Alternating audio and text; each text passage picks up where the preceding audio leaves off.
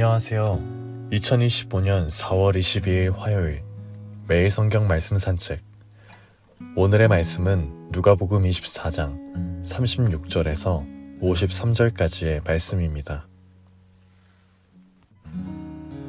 이 말을 할 때에 예수께서 친히 그들 가운데 서서 이르시되 너희에게 평강이 있을지어다 하시니 그들이 놀라고 무서워하여 그 보는 것을 영으로 생각하는지라.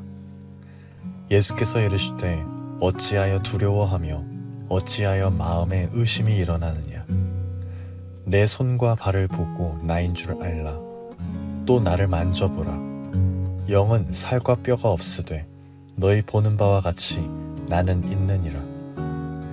이 말씀을 하시고 손과 발을 보이시나 그들이 너무 기쁨으로 아직도 믿지 못하고 놀랍게 여길 때 이르시되 여기 무슨 먹을 것이 있느냐 하시니 이에 구운 생선 한 토막을 드리니 받으사 그 앞에서 잡수시더라.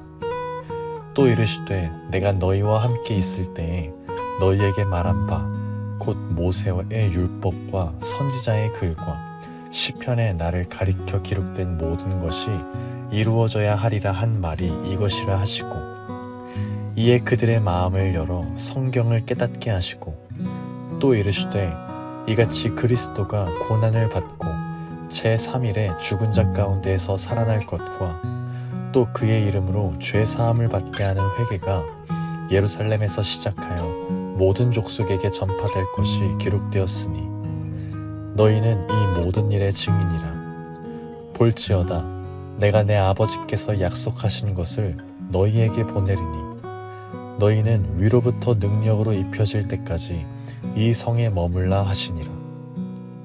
예수께서 그들을 데리고 베다니 앞까지 나가사 손을 들어 그들에게 축복하시더니 축복하실 때에 그들을 떠나 하늘로 올려지시니 그들이 그에게 경배하고 큰 기쁨으로 예루살렘에 돌아가 늘 성전에서 하나님을 찬송하니라. 아멘.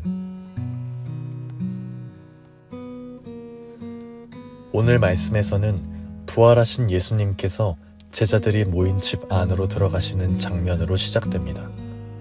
제자들은 여전히 유대인들로부터 위협을 느끼고 있었고 요한복음에서는 제자들이 유대인들을 두려워하여 모인 집의 문을 철저히 봉했다고 전합니다. 그런데 그 모임 한가운데로 부활하신 예수님께서 들어오신 것입니다. 두려움에 굳게 문을 잠그고 있었던 제자들에게 찾아오셔서 샬롬, 곧 너희에게 평강이 있을지어다 라고 말씀하십니다. 두려움과 놀람이 혼재한 자리에 가장 필요한 것은 평강이었습니다. 그런데 예수님의 등장에 제자들은 더욱 큰 혼란과 두려움에 사로잡히게 됩니다. 왜냐하면 지금 눈앞에 서 있는 예수님의 모습을 보고 영적 존재로 생각했기 때문입니다. 제자들은 아직도 예수님의 부활이 기본적으로 몸의 부활이라는 사실을 이해하지 못하고 있습니다. 이에 예수님께서는 제자들을 다독이시고 더욱 확신을 주기 위해 직접 몸을 만져보라고 하시며 살과 뼈가 없어 만질 수 없는 영과 달리 그것 만질 수 있는 몸임을 가르쳐 주십니다. 그리고 손과 발을 내밀어 보여주시는데 제자들은 기쁘면서도 아직도 믿지 못하는 모습을 보입니다. 참으로 더디 믿는 제자들입니다. 그만큼 예수님의 부활은 충격적인 사실이었습니다. 그래서 예수님께서는 육체의 부활을 더욱 확실하게 보여주시기 위해 먹을 것이 있냐고 물어보시며 제자들은 구운 생선 한 토막을 전달합니다. 예수님께서는 그것을 받아들고 제자들이 보는 앞에서 잡수십니다. 다시 한번 살과 뼈가 있고 음식을 섭취할 수 있는 진짜 몸임을 보여주기 위한 것이었습니다. 이처럼 부활을 두고 제자들의 내면이 의심에서 확신으로 변하는 과정이 참으로 더딥니다. 그러나 예수님께서는 더딜지라도 계속해서 몸의 부활을 확증해 주십니다. 이후 예수님께서는 성경을 풀어주며 그들의 정체성과 사명을 일깨워 주십니다. 육체의 부활을 가시적으로 보여주는 것이 믿음을 더해주지만 예수님이 성경을 가르쳐 주실 때 믿음이 더욱 확고해질 것입니다.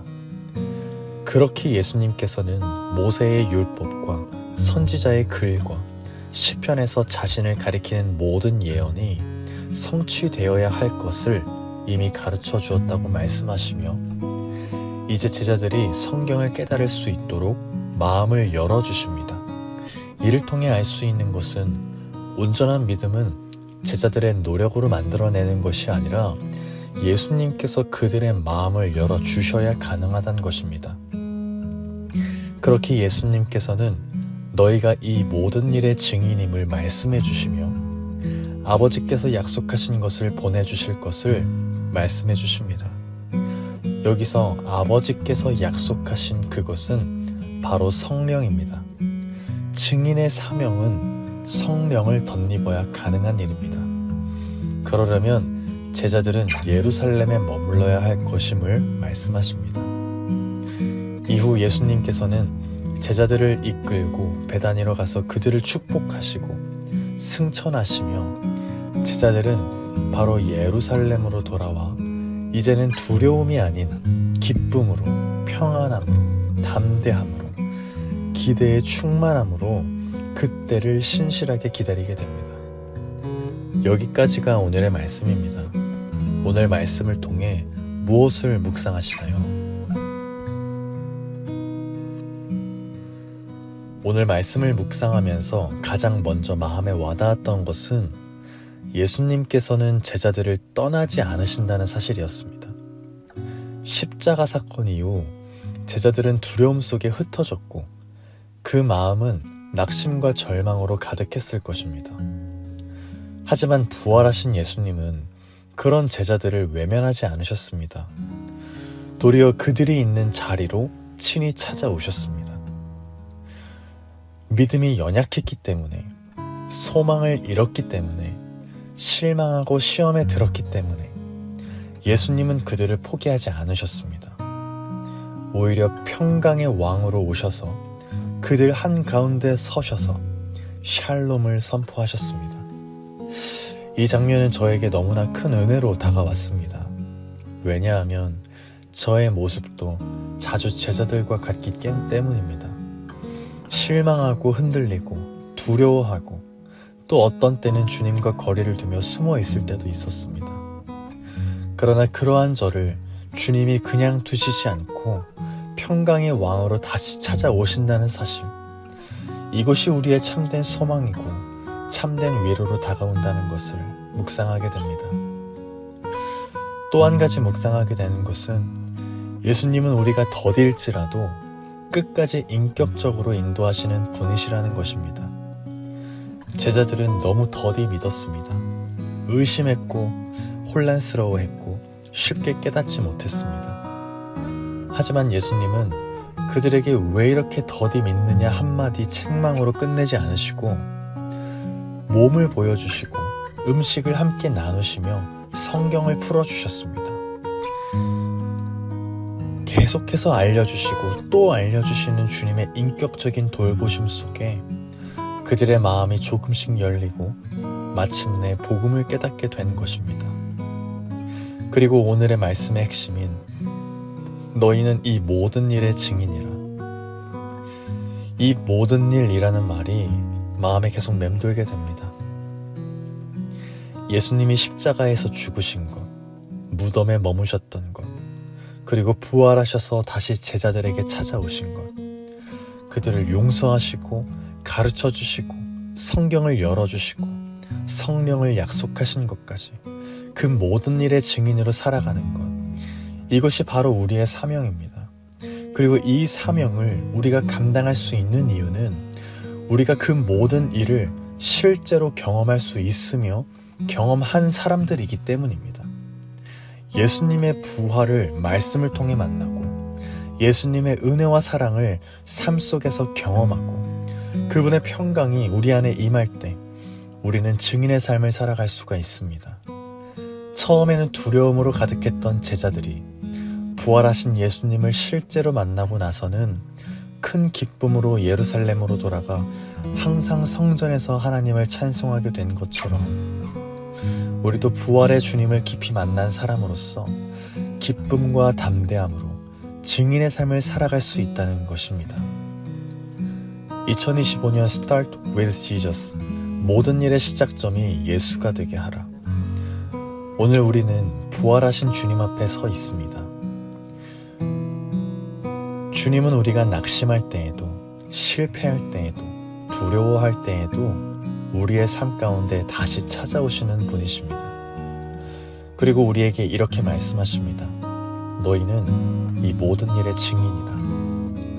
그렇다면 이 부르심 앞에 주님을 깊이 만나고 그 만남 속에서 담대함을 얻고 기쁨과 평안을 회복하며 세상을 향한 증인의 사람으로 살아가게 되기를 예수님의 이름으로 간절히 소망합니다. 그렇게 오늘도 부활하신 예수님과의 만남이 우리 안에 두려움을 벗기고 담대함과 기쁨으로 채워주시길 소망하며 우리의 일상 속에서 이 모든 일의 증인으로 살아가게 되길 예수님의 이름으로 간절히 기도드립니다. 아멘.